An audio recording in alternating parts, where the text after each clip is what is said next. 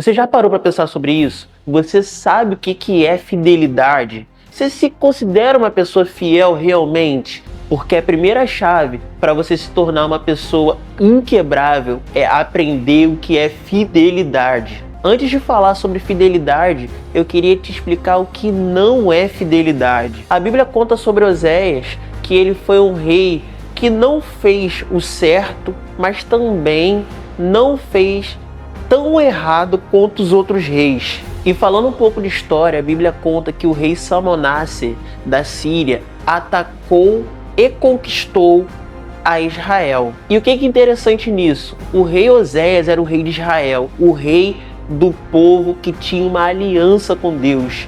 E ele não só se permitiu ser conquistado, quando foi pedir ajuda, quando foi buscar socorro, ao invés de pedir ao Deus que era o Deus do povo dele, o Deus que é criador do céu e da terra, ele foi pedir socorro ao rei do Egito. Se você for parar para pensar, humanamente falando, até faz sentido, porque o Egito era com certeza a nação mais poderosa da terra, mas também era a representação do próprio mal. Então, se você para analisar friamente essa situação, você percebe que Oséias, ele não foi fiel ao Deus que teve fidelidade com o povo dele, mas na primeira oportunidade que pareceu que deu errado, ele foi buscar ajuda onde parecia ser mais fácil. E é o que fazemos muitas vezes. Quebramos alianças, quebramos confiança por querer fazer aquilo que parece ser mais fácil, ao invés de fazermos aquilo que sabemos que é o certo. Um dos significados que eu mais gosto de fidelidade diz que ela é a constância nos compromissos que assumimos. E muitas vezes nós não nos atentamos no poder da fidelidade para que nós sejamos verdadeiros inquebráveis. Em 1 Reis 15, a Bíblia conta a história do rei Abias. E ela deixa bem claro que ele cometeu os mesmos pecados do seu pai e não foi fiel a Deus como seu bisavô Davi. Mas aprende uma coisa: mesmo quando você não é fiel a Deus, ele continua sendo fiel a você. No versículo 4 desse texto diz: mas por causa do seu bisavô Davi, o Senhor Deus deu a Abias um filho para governar Jerusalém em segurança.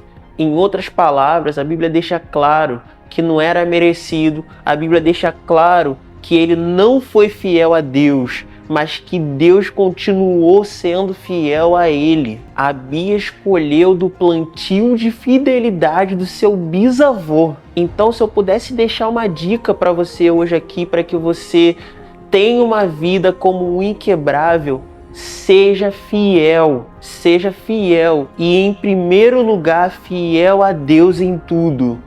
Por mais que às vezes pareça difícil, por mais que pareça que existam soluções mais fáceis, por mais que no mundo dos negócios as pessoas façam de outras formas, por mais que o seu pai, seu tio não fez como você está fazendo, seja fiel em tudo. Com a sua fidelidade, Deus vai ser fiel a você de geração em geração.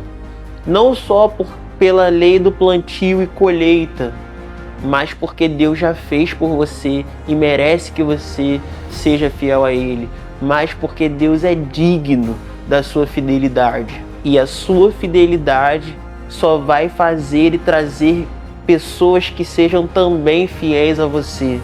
E isso te fortalecerá. Em 2 Tessalonicenses 3:3 diz: mas o Senhor é fiel e te guardará do maligno. Se você hoje quer se tornar um inquebrável, se você quer ser uma prova de crise, use essa chave. Seja fiel em tudo, seja fiel a todos, mas sobretudo a Deus, porque você só vai colher fidelidade também.